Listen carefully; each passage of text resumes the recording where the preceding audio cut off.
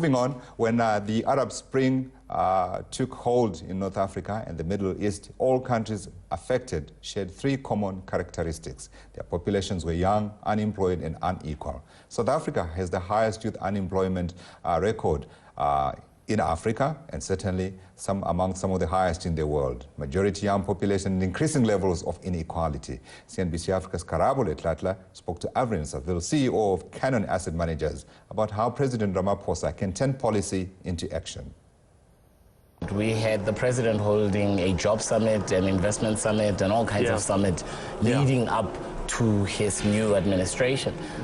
We heard companies making pledges about the investments they're going to make in this country, but what we have seen in the short term is how the same companies came back to say that they're retrenching workers. Have we been sold a lemon? You know, summits are exactly that. They're summits. You know, they're proposals, they're promises, and I've been critical of the NDP's 5.4 economic growth. You know, talking about we will do this, we intend to do that. Well, you know, that promise, that time for delivery is now. And there is a deficit in the public sector between the policy proposal and the policy delivery. I would venture that there is also a deficit between that investment summit and the promises made then and the investment undertakings that we're seeing delivered now.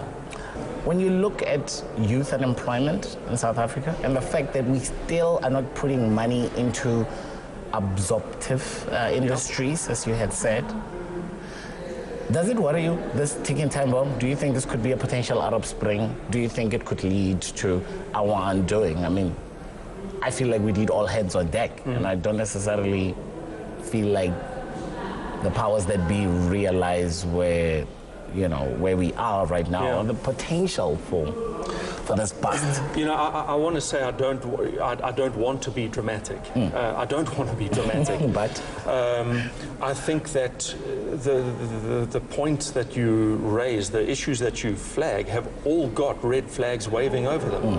The Arab Spring countries had three common ingredients.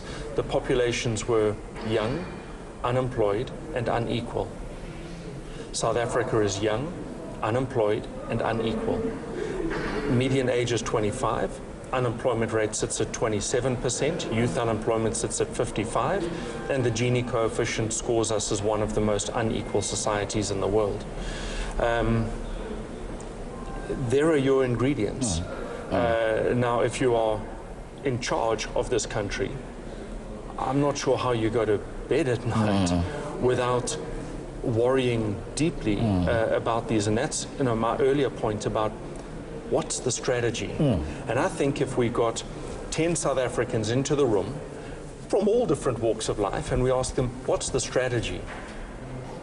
What do you think the answer would be? It's the economy, stupid.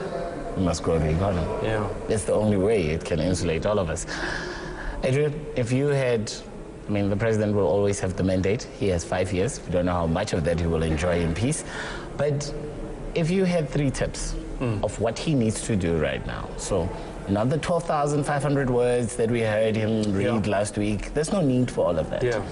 And the president seems to have isolated himself through that Sona address, if you will, because people are arguing that he's politically vulnerable, that his friends in the markets are not coming to the party, the capital is nowhere near, and that people ultimately don't feel the difference between his government and Jacob Zuma's government is the same thing. It's the continuation of a really bad story.